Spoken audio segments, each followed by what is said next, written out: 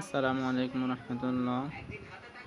আজকে দেখানো হবে যে কিভাবে টেলিকম অ্যাপস থেকে রিচার্জ করা হয়।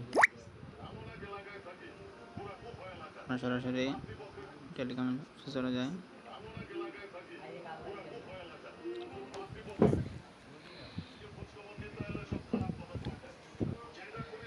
না, এটা একটু সমস্যার দ্বারা এটা হচ্ছে।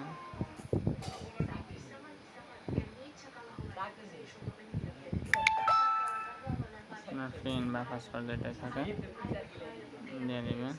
আচ্ছা, কাজ হচ্ছে না ফিঙ্গারতে। আমি তারপরে ফ্যাক্সিলোড, এই যে দেখা যাচ্ছে ফ্যাক্সিলোড, এখানে ক্লিক করবেন।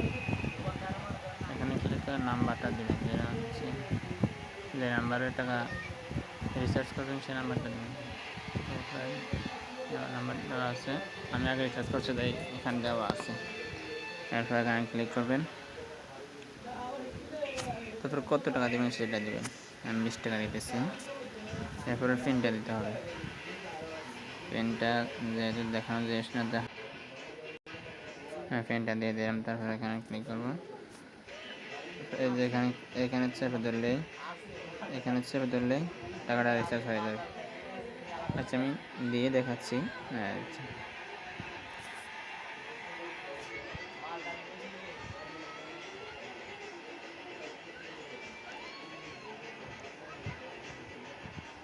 এটা সমস্যা ডিস্টার্ব করে।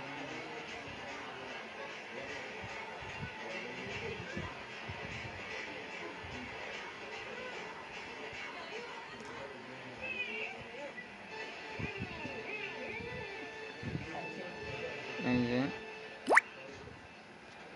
আমার এখান থেকে টাকা কেটে নেওয়া হয়েছে এবং টাকা রিচার্জ হয়ে গেছে। এভাবেই আমরা রিচার্জ করবো। ঠিক আছে, আসসালামু আলাইকুম।